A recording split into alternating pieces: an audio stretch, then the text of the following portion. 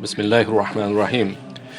Dear Honorable Chairman, distinguished heads of delegations, Honorable Mr. Chairman, I would like to extend my deep gratitude to the custodian of the two holy mosques, His Majesty, the King of Saudi Arabia, Salman bin Abdul Aziz Al Saud, and as well as His Highness, the Crown Prince and Prime Minister Mohammed bin Salman Al Saud, for hosting this important summit today on the most urgent and painful issue on the global political agenda, the problem of Palestine.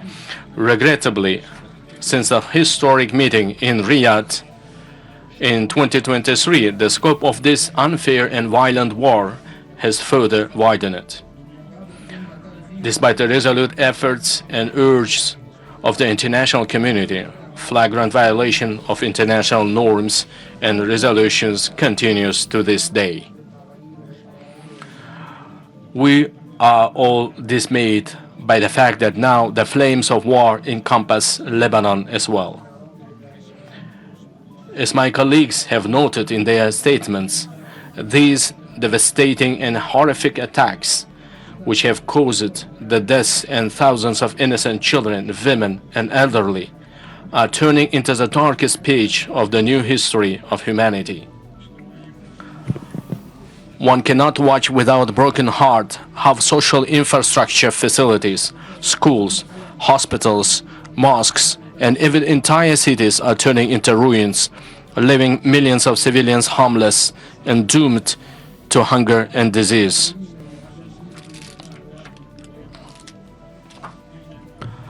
Worst of all, as we all can see, this strategy on the international arena is being approached through double standards.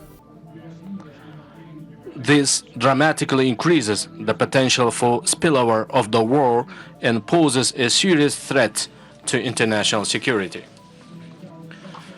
Dear participants of the summit, Uzbekistan fully supports all the practical initiatives aimed at addressing the Palestinian-Israeli problem through peace and diplomacy. In this regard, we believe that today's summit will demonstrate common political will and unity, develop effective global and regional mechanisms and specific solutions, and swiftly put them into practice. In first place, here we are referring to the need to drastically increase the role and influence of the United Nations and the Security Council in addressing this long-standing conflict. Immediate cessation of military action, provision of safe humanitarian corridors, and most importantly, the initiation of peace negotiations should be at constant focus. It should be at the constant focus of this universal international structure. Second, on November 15, the long-suffering Palestinian people will celebrate their national day, the Day Declaration of the State of Palestine. I'm confident that this nation with an ancient and rich history has every right to establish an independent and free state within the borders of 1967 with East Jerusalem as its capital. In this regard, we fully support the activities of the Global Alliance for implementation of the two-state solution organized at the initiative of Saudi Arabia. Third, in order to prevent an unprecedented humanitarian crisis in Palestine and Lebanon, we need to expand the scope of assistance from our countries and within the framework of leading international organizations. We support increasing the necessary assistance to the activities of UNRWA, and the other United Nations institutions which have great experience. In this regard, we express our readiness to provide free medical care to war-affected Palestinian children and women in Uzbekistan's hospitals. We also intend to discuss the issue of extending practical assistance to the Palestinian people at the forthcoming GCC Central Asia Summit in Samarkand next year.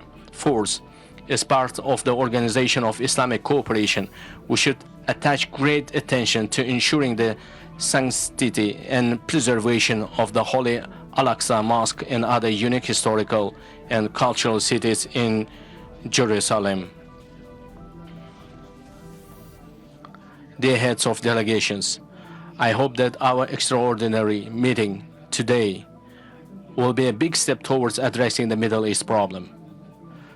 I pray to Allah Almighty to bestow peace and tranquility upon the world and further strengthen the unity of our Ummah. Thank you for your kind attention.